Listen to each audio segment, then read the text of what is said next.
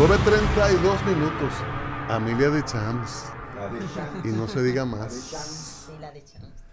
Ella es periodista, reportera, productora de radio, de televisión, metida en cine, documentalista. Baila muy bien el merengue, según me Ella dice. lo único que le falta para ser completa es ser parte integrante de este programa.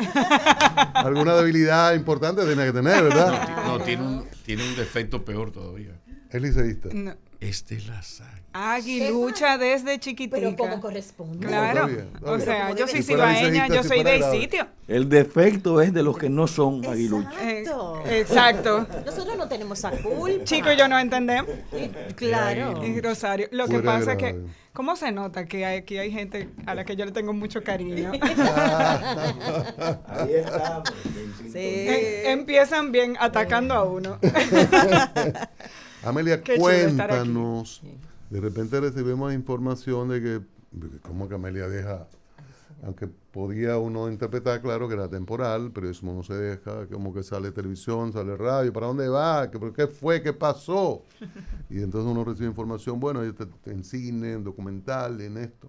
Háblanos de esta nueva faceta y este nuevo producto que trae República Dominicana. Se dice que tú andas en busca del corazón azul. Se dice. ¿Enamorada entonces qué tal? No puede ser es amarillo eso. porque es No del eso. Larimar. Solamente eso, Pablo. Andas No es en- eso. digo, corrígeme. ¿Andas o no Ay, en ay, busca ay, No era un del príncipe azul. corazón Lo, azul? lo anduve buscando. Ay, Dios Ya mío. está grabado.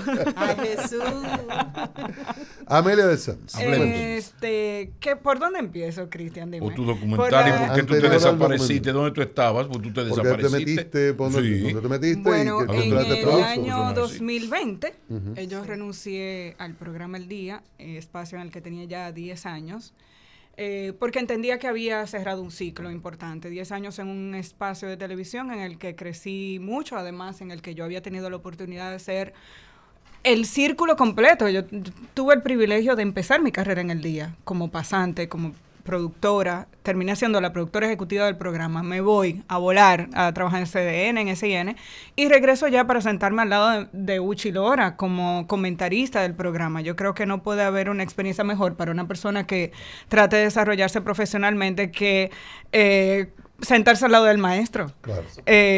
Para mí esa fue una experiencia extraordinaria, pero yo soy una persona que se traza metas a corto y a largo plazo. Ya yo quería volar y hacer cosas diferentes. 10 años en El Día, donde tuve la oportunidad de hacer aportes importantes, que entiendo yo que fueron importantes, y de vivir experiencias en las que, como programa, tuvimos la posibilidad de analizar y de incidir en momentos muy interesantes para la vida democrática de la República Dominicana.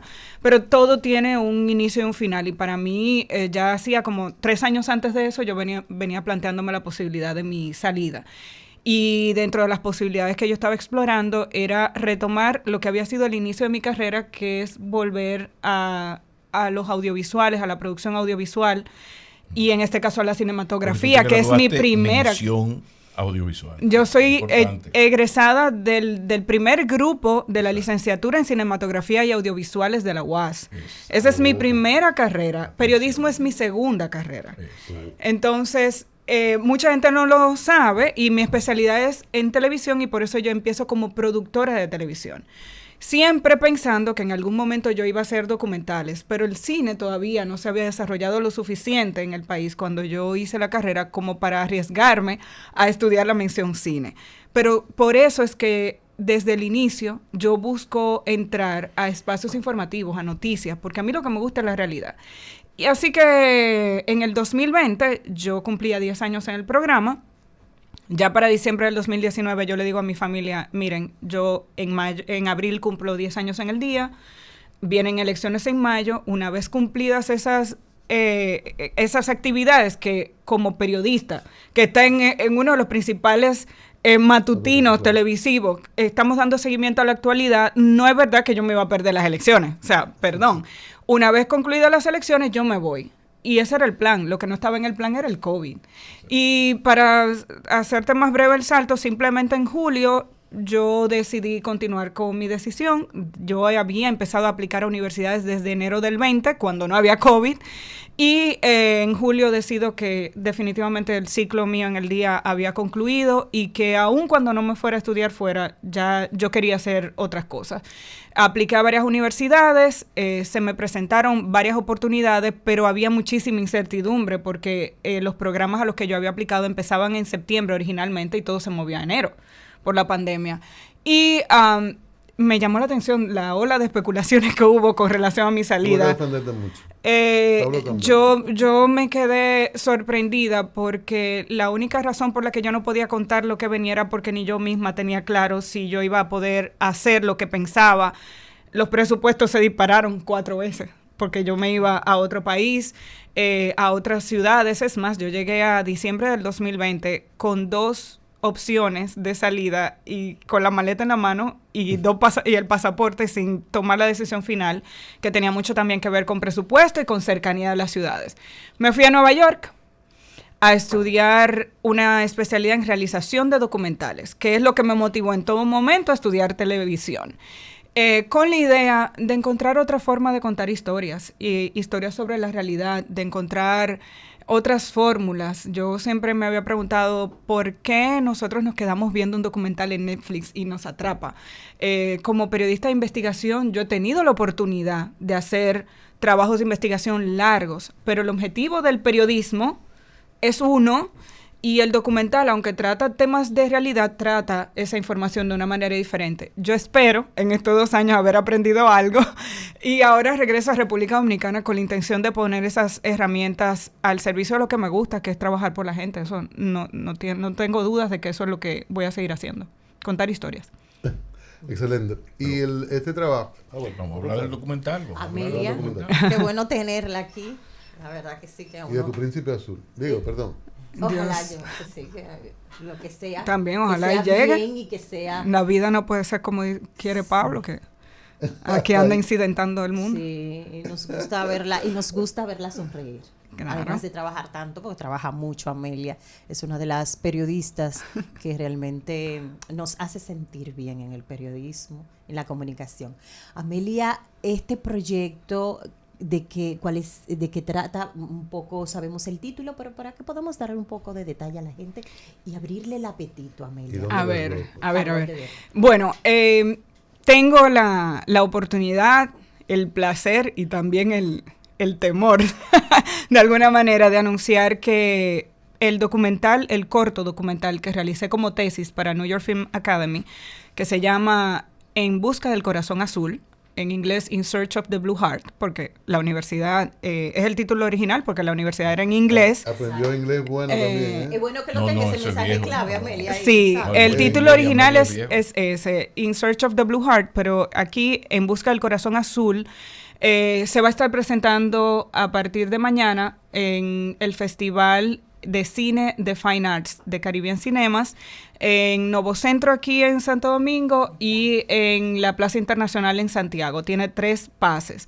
Este documental, que es un corto, como dije anteriormente, se enfoca en la vida de Daniel, que es uno de los mineros de la mina de Larimar de Barahona, que tiene 32 años trabajando en la mina y tras 32 años trabajando como piquero, que es la gente que usa el pico para finalmente sacar la piedra de la cueva y los túneles en los que ellos se meten. Él pretende que esta expedición, esta nueva exploración, le permita sacar el larimar suficiente para retirarse como piquero. Digamos que esa es la base fundamental del proyecto, pero a partir de ahí yo lo que buscaba era mostrar más allá de la piedra. Yo creo que como dominicanos todos decimos, mira, el larimar es la piedra dominicana y ¿a cuánto se vende? Pero ¿en qué momento hemos pensado en quienes lo trabajan? ¿Cómo se extrae el larimar? ¿Cómo piensan? ¿Cómo viven? ¿Qué motiva a estas personas? Yo sé que algunos de ustedes tal vez han visto videos y yo me metí al túnel y viví con ellos o conviví con ellos durante alrededor de 2 semanas, unos 10 días, entrando y saliendo, porque el trabajo se basa en lo que ellos pasan lo que pasa con ellos durante una semana, más o menos es lo que recoge el trabajo. Y a partir de ahí vamos viendo todo lo que ocurre alrededor de la vida de Dani y de su gente, y cómo ellos ¿qué los anima a ellos a meterse en esos túneles? Porque es una minería artesanal que Además de la sorprendió mucho. necesidad, ¿no? Hay toda una Además de la cultura, necesidad, hay toda una cultura alrededor de la extracción del larimar. Hay un pensamiento. Dani empezó a los 9 años a subir a la loma, a sentarse ahí en los alrededores, no a entrar, pero a sentarse ahí. Hay familias completas involucradas en la extracción del larimar.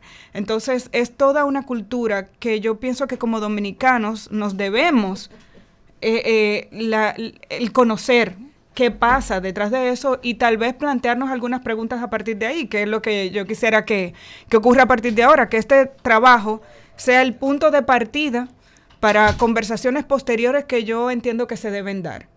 Aunque muestro un trabajo de observación, se da toda la historia en función de lo que ocurrió ahí. En algún momento me planteé si lo convertía en un largometraje porque tenía material suficiente para hacer más, pero las exigencias de la universidad eran 20 minutos y eso es lo que está. No descarto que hagamos otra cosa en el futuro con eso, pero también se trata de lo que ocurrió en un momento específico, con condiciones específicas que había dentro de la mina durante el tiempo que yo estuve ahí. ¿Qué tanto, si lo abarca, y si no lo abarca, si te pudiste informar, tú eres muy curioso?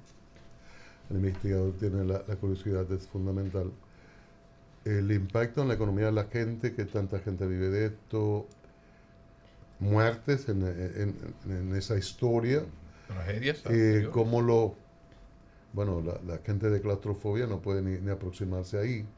Y finalmente, después de estos datos, ya a nivel particular, meterse en la cueva, en los espacios en la cueva. Porque cuando yo he ingresado a esos espacios limitados, uno siente terror. Sí. Esos elementos de impacto económico en familias, en la zona, a veces uno se entera de que, bueno, lo entregan a 8 y cuando ya esto llega a Europa o a los Estados Unidos, andan por miles. Me refiero a una suma muy arbitraria. Como hay gente que asume riesgo y ya aquello convertido en otro material ya más precioso, más elaborado, adquiere dimensiones millonarias. Alrededor de 500 familias viven de la extracción del larimar en la mina de los Chupaderos en Barahona, según los datos de las autoridades y de las asociaciones que están ahí, con las que yo tuve un contacto permanente. Incluso antes de venir, yo estaba en Nueva York y vine a filmar y me volví a ir. Con relación a los túneles, no quiero dar muchos detalles porque como es un corto, el corto sí explora todo el tema económico y cómo funciona la estructura económica de ellos, que también es muy interesante escucharlo. No profundicé demasiado, pero quiero que comprendan. Hay toda no solamente una mentalidad. Yo decidí dejar el video que se va a transmitir con los subtítulos en inglés, porque aquellos que entienden inglés puede que les sirva. Ellos tienen toda una forma de hablar que incluso en español a veces a uno se le complica, porque tú tienes que entender el contexto. Hay unas frases que yo entiendo al día de hoy perfectamente, pero al principio yo no entendía nada de la forma en la que ellos se comunican. Me encantan sus refranes, porque todo te lo responden con refranes. Y son familias que conviven ahí. Eso es interesante. Entonces, la estructura económica es importante a partir de lo que tú dices, porque hay una forma en la que se dividen los recursos cuando ellos llegan a la piedra. Entonces, es importante saber, ahí se explora cuánto tiempo pueden durar, cómo ellos deciden hacia dónde excavar. Es retador. A mí, una de los elementos que más me enorgullecen de este trabajo es que como es un trabajo académico, y quiero que lo vean en ese sentido, yo tuve el reto de asumir prácticamente todos los roles técnicos. Yo hice la cámara de este proyecto, yo dirigí, hice el guión y edité el proyecto. Freddy Ogando, que fue mi compañero de tesis en la UAS, posteriormente fue productor del día, fue mi asistente de producción y entró como asistente de audio conmigo varias veces a la mina, o en otras ocasiones se quedó fuera, pero fue mi mano derecha. Y entrar con una cámara, yo escogí una cámara relativamente grande. Entonces, por muchas razones técnicas que no vienen al caso, el primer día el corazón se me apretó y yo dije, bueno, aquí vamos. Pero yo soy una gente de mentalidad bastante decidida, respiré hondo, me costó acostumbrarme un poquito cuando llegué porque el túnel al que yo iba era muy profundo, primero horizontalmente. Entendamos esto, hay un túnel principal por el que tú caminas y luego te vas encontrando hoyos hacia los lados, que son los de cada grupo. Cada quien es dueño de un hoyo. Entonces, ellos van haciendo hoyos laterales en esa montaña que los van cubriendo de madera y cuando abren los hoyos laterales, entonces después se cava hacia abajo. Entonces, el grupo con el que yo participé, su túnel estaba profundo con relación a la entrada del túnel madre. Yo tuve que caminar mucho hacia adentro y después para los lados y después bajar un par de veces. Hay muchas situaciones de incertidumbre que se dan, sí, y es todo un tema de costumbres, las condiciones en las que se encuentra el túnel. He tenido muchas conversaciones con las autoridades, hay riesgos. Hay muchos riesgos que van más allá del tema de la Catedral de la Sal en Colombia y yo quería salir a los 3 minutos. Yo lo hice. Y hay una altura enorme. Y tú decías, si esta cosa se va para abajo.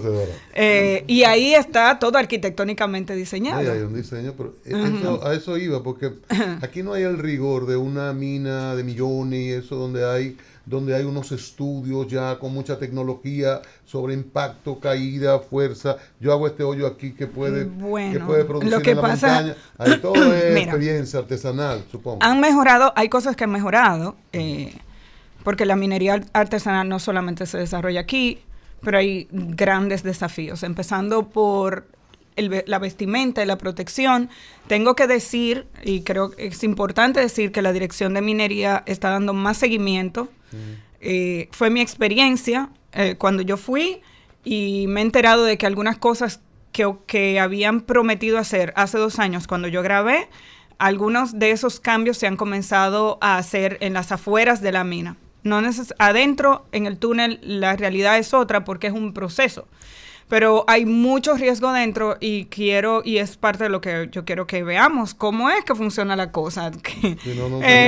Hay mucha cosa muy dominicana. En algunos momentos yo tenía la mejor vestimenta. Yo me preparé. Le agradezco a Domingo Abreu y a Eco Abreu que me dieron entrenamiento de seguridad. Ico me hizo subir y bajar el puente de la Italia varias veces. Yo me fui con todos mis cables y todas mis cosas puestas. Además, ese tipo de cosas a mí me gusta. Y que seamos francos. O sea, yo soy muy aventurera y a mí ese tipo de cosas me gusta. Es desafiante, es riesgoso, pero para ellos es tan natural. Su vida. Un detalle. Estamos conversando con María de Champs. Estamos conversando con una periodista, cinematógrafa. Yo espero ganarme ese título. De las 500 familias que hay trabajando en eso, en esa zona, esa es una pregunta, te voy a hacer otra inmediatamente. ¿Hay alguna que se ha podido enriquecer? Una. La otra, dijiste que, bueno, tú lo que querías, tu intención era mostrar que esa piedra es de dominicana. ¿Solamente eso te atrajo para hacer el trabajo que has hecho? Con relación al tema de la riqueza, hay gente que le va bien y gente que no. Porque hay una estructura económica que, como les dije, hay una...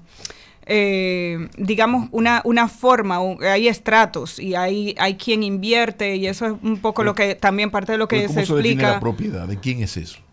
Bueno, de entrada la propiedad por ley es de las asociaciones sí, pero en términos de manejo, digamos que el Estado le concede a las asociaciones que se formaron ahí, que son 3, la propiedad de la mina. Y la Dirección de Minería funge como órgano regulador, que al final, como órgano del Estado, incluso es lo que dije, está haciendo una intervención un poco mayor, dado que las condiciones del túnel en el que se invirtió mucho dinero han ido, digamos, desmejorando. Estoy siendo diplomática. Las condiciones del túnel que se hizo, que costó mucho, no están iguales. Entonces, se ha ido haciendo una intervención y se están haciendo incluso estudios para hacer otras exploraciones que se dicen incluso al final del documental un poco cómo eso va. Pero la posesión, digamos que en términos generales, es de las asociaciones donde hay grupos que pertenecen a una asociación o a otra. Ellos tienen zonas. De aquí para acá le toca una asociación y en otra área otra. De por sí, dentro del túnel manejan 2 asociaciones, manejan dentro del túnel y por arriba, que hay gente explorando y buscando el Larimar desde arriba de la montaña hacia abajo, que son los túneles más largos, hay otra asociación.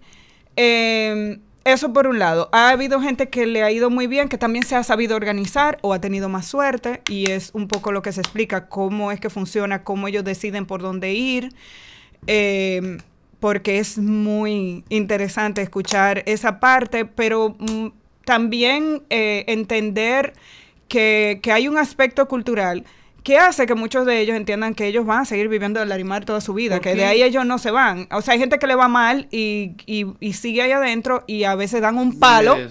Dan un palo porque estamos esperando llegar a eso. ¿Y qué me motivó? Primero tenía que presentar una tesis, vamos a ser francos. Y cuando hablé del Larimar, perdón, ninguno de mis compañeros sabía lo que era. Yo me planteé varias alternativas porque a mí los temas sociales son los que me gustan. Originalmente yo quería hacer un tema fronterizo.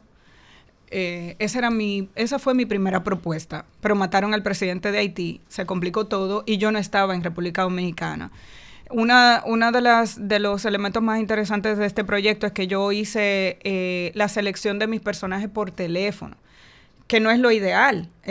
Yo no estaba aquí, pero aquí es donde yo conozco gente, donde yo conozco las historias y yo quería mostrar algo dominicano. Y cuando empecé a hacer propuestas, hice una preselección y terminé hablando del Larimar. Cuando hice la propuesta sobre el Larimar y el túnel, recuerdo que uno de mis asesores dijo, oh sí, porque la minería, yo hice algo en los túneles de Nueva York, yo tuve que hacer un curso de minería, y yo le decía, no, es que no es así. Y yo le decía, no es así, es que son unos túneles artesanales. No, pero, ¿qué historia? Cuando él vio las imágenes, dijo, ok, espérame. Mi respeto, te dijo. ¿Por qué la idea Lo que me dijo fue, tú estás loca. Exacto. ¿Por qué la idea de que el Larimar solamente está en el país? Eso tiene un fundamento de la Dirección de Minería. ¿Por qué nada más aquí? ¿Y por qué ese tipo de piedra? No es la idea. Pues hasta ahora, el Larimar fue reconocido como la piedra nacional, incluso tiene un reconocimiento, hay una resolución del Congreso Nacional que declara el 22 de noviembre como el Día del Larimar, porque hasta ahora, a través de una serie de organismos internacionales, cuyo nombre no sé ahora mismo, se ha determinado que el Larimar es una piedra semipreciosa que con sus características solo existe en República Dominicana, pero no solo en República Dominicana, sino en esa montaña de la Loma Los Chupaderos de Barahona. Claro. Hasta ahora no se ha encontrado en ningún otro lugar, ni del país, ni del mundo. Eso es muy importante. Hay exploraciones nuevas que indicarían que tal vez en los mismos alrededores, según las conversaciones que he tenido en estos días, puede que haya Larimar, pero en la misma montaña, pero en los alrededores. No ha habido en otro lugar. Y eso es muy interesante, ¿no? Y tiene un valor en el mercado. Y Amelia, gracias. No recuerden, ya terminamos. Que ya terminaron. Señores, mañana a las 6:50 de la noche, junto con la película Hermanitas en Novo Centro, y a las 4:20 de la tarde el sábado, junto con la película Papi, también en Novo Centro, aquí en la capital. Y en Santiago, a las 7 de la noche, con la película El Método en la Plaza Internacional. En Busca del Corazón Azul. Taguenme y háganme sus críticas constructivas. Espero que sean constructivas. Déjalo por sentado. Sí, y recuerden, y espero que este sea el inicio de una conversación más larga. Claro. Ella anda en busca del corazón liceísta. Hay que entenderlo. Ella es aguilucha. In Search of the Pero Blue no- Heart, el corazón azul que está dentro de las montañas de la República Dominicana, Mira que es qué la bien. piedra del Larimar. Mire que bien nos vemos los 6 así, mire. ¡Qué Además, mayor bonito! equilibrio, ¿verdad? ¡Qué bonito! Bueno. Mayor equilibrio, ¿verdad? Veo muy bien. Claro. Y se escucharía muy No, bien. señores, No, pero gracias. Si se hace millonaria con el documental, no Se ve muy bien y se pero hay escucharía muy esperanza. bien. Amelia de Champs, futura compañera. Amelia de Champs, periodista importante, reconocida como reportera, una gente que ha aportado y sigue aportando en la comunicación en sentido general con los diversos sistemas de información, de comunicación, de transmisión de ideas, sentimientos, etcétera. Y qué bueno que sigues esta ruta y que sigues ascendiendo y creciendo. Gracias. Gracias. Amelia, ustedes también. Amelia, recuerda, tú que eres muy No inquieta, te vas que te a metes por un escapar. túnel, que construye, te que hace vas a muchísimas escapar. cosas. Para construir, reconstruir, Hasta hacer mi- todas hasta esas cosas. minuto Los prestado. mejores equipos, las mejores herramientas. Yo no entiendo. Y eso está, tú que conoces la capital, ahí en la San Martín, que es esquina Máximo Gómez a la derecha, San Martín 183, materiales industriales. Ya. Una ferretería Sí, ya. completa Sí, sí, para sí. todo, para Larimar y para madera y para todo. Gracias, Amelia, gracias a ustedes. Y mañana de nuevo estaremos por acá. Repite el horario y el lugar. Mañana en Novocentro, en busca del corazón azul, 6:50 de la noche, junto con la película La Hembrita, y el Pero- sábado a las 4:20 de la tarde también en Novocentro, junto con la película Papi. Y en Santiago, Ok. mañana a las 7 de la noche, en la Plaza Internacional, junto con la película El Método. Pero tú te enteras el viernes o el, qué el- difícil. el viernes o el lunes. ¿Cuándo Despida, comienza? bye. Señores, ha sido un placer. Bye. Y ahora, un boletín de la gran cadena RCC Media.